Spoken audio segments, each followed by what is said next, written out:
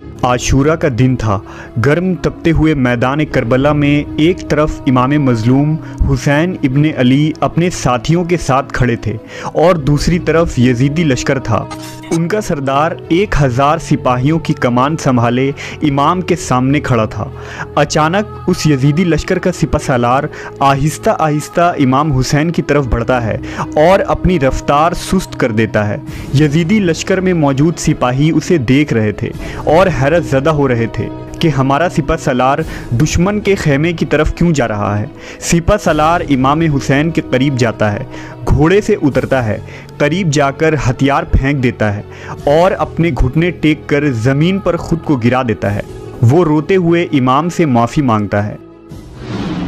Yazidi लश्कर से निकलकर इमाम हुसैन के साथ मुल्हिक होने वाला ये जुर्रतमंद सिपाही कौन था? मैदान करबला में इमाम हुसैन का हिमायती कैसे बन गया? इस वीडियो में हम इस वाक़े को तफसील से जानेंगे। ऐन जंग के मौके पर तौबा करके इमाम हुसैन के साथियों में शामिल होने वाला उस शख्स का नाम हुर इब्ने यजीद रयाही था। वाक़े करबला में हुर का किरदार शायद सबसे मुनफरिद है, क्योंकि हुर इब्ने यजीद रयाही हक़ की तलाश करने वालों, गुनहगारों और खताकारों का इमाम है, जिसने ऐन मौके पर तौबा किया और जाम शहादत को नोश किया। हुर अरब के मारूफ कबीला बनु तमीम से ताल्लुक़ रखता था। वो कूफा के मशहूर तरीन जंगी कमांडरों में से एक था। बनु उमैया की फ़ौज में जनाब हुर आला ओहदे पर फाइज थे। जब यजीद ने उबैदुल्लाह इब्ने ज़ियाद को कूफा का गवर्नर मुकर्रर किया तो उसे खबर मिली कि इमाम हुसैन अपने साथियों के साथ कूफे की तरफ बढ़ रहे हैं ताकि बनु उमैया का तख्ता पलटा जा सके। लिहाजा उसने जनाब हुर को 1000 अफराद की सिपहसालारी के साथ इमाम हुसैन अलैहिस्सलाम को रोकने के लिए रवाना किया।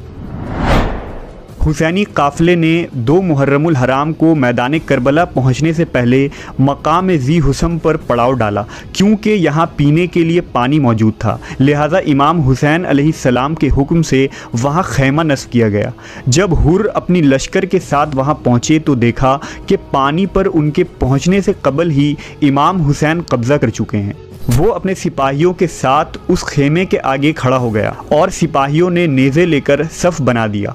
चूँकि जनाब हुर और उनका लश्कर इराक़ से लंबे सफ़र के बाद यहाँ पहुँचे थे, लिहाजा वो प्यास की शिद्दत से परेशान हो रहे थे। उनके पास जो पानी का ज़ख़ीरा था वो भी ख़त्म हो चुका था। हुर और उनके लश्कर के इस दुश्मन रवैये के बावजूद इमाम हुसैन अलैहिस्सलाम ने उन्हें वहाँ से पानी पीने की इजाज़त दे दी। यजीदी लश्कर ने अपनी प्यास बुझाई और अपने घोड़ों को भी सैराब किया। इमाम हुसैन के इस आला इखलाक से जनाब हुर बहुत मुतासिर हुए। लिहाजा जब ज़ुहर का वक्त हुआ तो हुर ने इमाम हुसैन अलैहिस्सलाम से दरख्वास्त की कि वो आपके पीछे नमाज अदा करेंगे।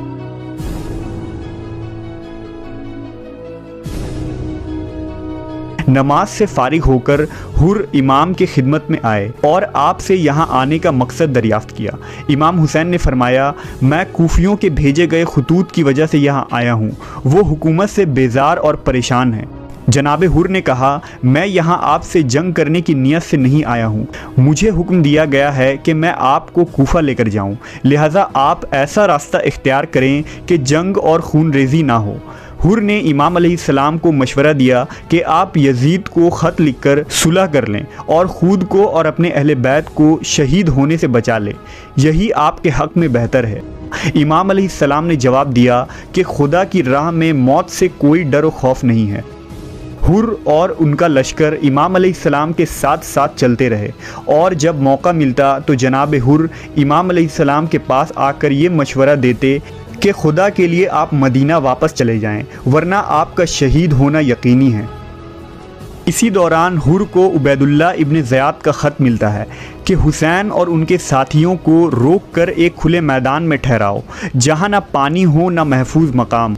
उबैदुल्लाह इब्ने ज़ियाद ने अम्र साद और शिमर की सरबराही में मज़ीद 20,000 लश्कर भेजा और उन्हें लिख दिया कि इमाम हुसैन के साथ सख्ती करो और उन्हें यजीद की बैत लेने पर मजबूर करो। अगर वो राज़ी ना हो तो उनसे जंग करो और उनके काफ़िले पर पानी बंद कर दो। हुसैनी काफ़िले पर 7 मुहर्रमुल हराम से पानी का सिलसिला बंद कर दिया गया।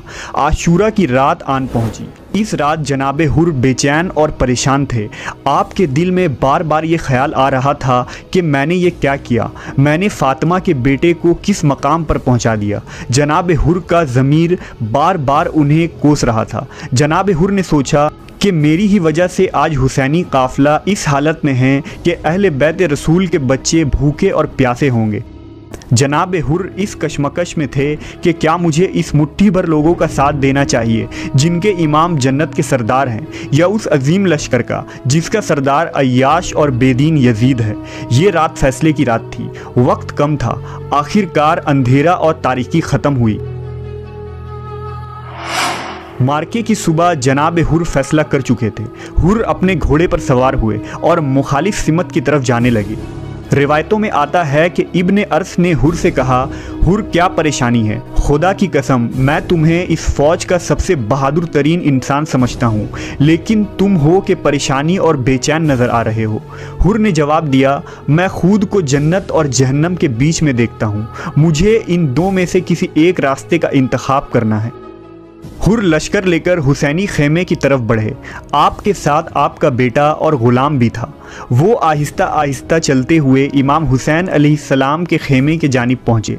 करीब पहुँचकर हथियार फेंक दिया और अपने घुटने टेक कर ज़मीन पर ख़ुद को गिरा दिया और ज़ोर क़तार रोते हुए इमाम अलैहिस्सलाम से माफ़ी मांगने लगे। जनाब हुर ने कहा, ए हुसैन, मैं ही हूँ जिसने आपका रास्ता रोका था। क्या मेरे लिए कोई सज़ा है? इमाम अलैहिस्सलाम ने उन्हें अपने बाजुओं में समेटा और फरमाया, हुर, मैंने तुम्हें माफ़ किया और यकीन दिलाता हूँ कि मेरे नाना भी तुम्हें माफ़ करेंगे। यजीदी फ़ौज में हंगामा बरपा हो गया कि जनाब हुर हुसैन के काफ़िले में जा मिले हैं। लिहाजा जनाब हुर लश्कर यजीदी को छोड़कर अहले बैत रसूल से मुल्हक हो गए। तौबा करने के बाद जनाब हुर ने इमाम हुसैन अलैहिस्सलाम से इजाज़त मांगी कि वो मैदान में उतरना चाहते हैं। लिहाजा इमाम अलैहिस्सलाम ने उन्हें जंग की इजाज़त दे दी। हुर ने बड़ी बहादुरी से जंग की। उनका घोड़ा ज़ख्मी हो गया, उनके कानों और पेशानी से खून जारी था, लेकिन वो मुसलसल रज्ज़ करते हुए दुश्मन पर हमला कर रहे थे, यहाँ तक कि उन्होंने 40 अफराद का कत्ल किया। आखिरकार यजीदी लश्कर ने उन पर हमला किया और उन्हें शहीद कर दिया। जब इमाम हुसैन अलैहिस्सलाम के साथियों ने उनके जनाजे को इमाम हुसैन के सामने पेश किया तो आप मैयत के सरहाने बैठ गए और उनके चेहरे पर खून को साफ करते हुए फरमाने लगे, हुर, तुम उसी तरह आज़ाद हो जैसे तुम्हारी माँ ने तुम्हारा नाम हुर रखा था, बल्कि तुम दुनिया और आखिरत में भी आज़ाद हो।